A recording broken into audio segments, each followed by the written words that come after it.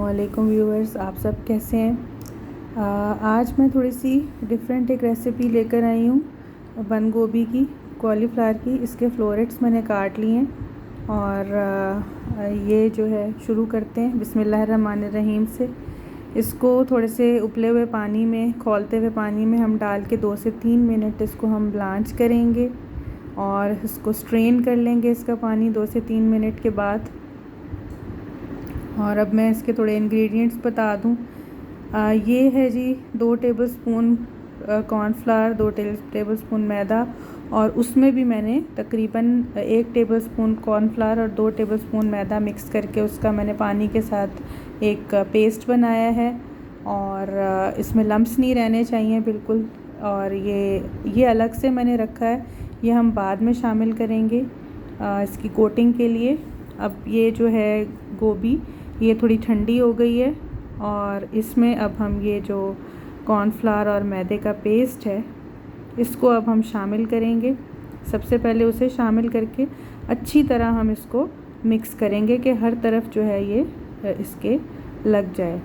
लेकिन ये थोड़ा थिन होता है, तो इसको जो है अब इस पॉइंट पर इसमें 1 टेबलस्पून मैदा और 2 टेबलस्पून कॉर्नफ्लावर और शामिल करके इसे मिक्स करेंगे।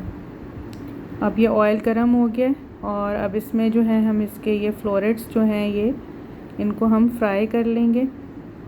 इनको अलग अलग करके एक एक करके डालेंगे।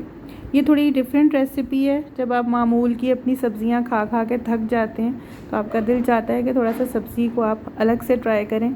इसे आप रोटी के साथ भी खा सकते हैं, इसे आप जो है वो फ्राइड राइस के साथ ले लें और इसका जो टेस्ट है वो आपको इस तरह लगेगा कि आप प्रॉन मंचूरियन खा रहे हैं। बहुत मज़े के बनते हैं। अब देखें हल्का हल्का इसमें कलर आ गया है। अब जब लाइट सा इस पे कलर आएगा तो इस पॉइंट पर आप इसको निकाल लेंगे। ये मैंने सारे फ्राई करके निकाले हैं।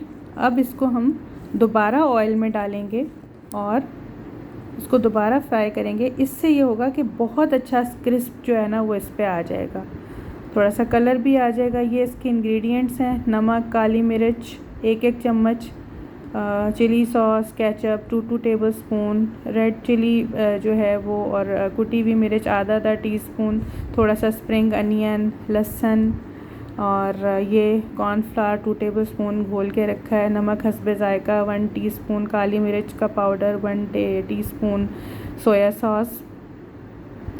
अब हम लहसुन अदरक जो है इसका पेस्ट थोड़ा सा हम जो है वो 1/4 कप ऑयल में इसको हम थोड़ा फ्राई करेंगे और इसको थोड़ा सा हम लाइट गोल्डन कर लेंगे। लाइट गोल्डन करने के बाद जो है वो अब मैं आपको दिखाती हूँ कि इसमें आगे हम क्या करेंगे। थोड़े इसके कच्चापन ख़त्म हो जाए और तो फिर इसमें हम बाकी के जो इसके मसाले हैं वो शामिल करेंगे। अब मैंने इसमें केचप डाल दिया है, चिली सॉस भी अब मैंने इसमें डाल दिया है।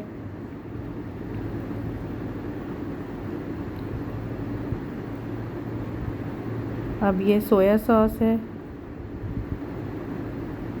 अब इन्हें आप अच्छी तरह मिक्स कर लीजिए, थोड़ा पकाइए।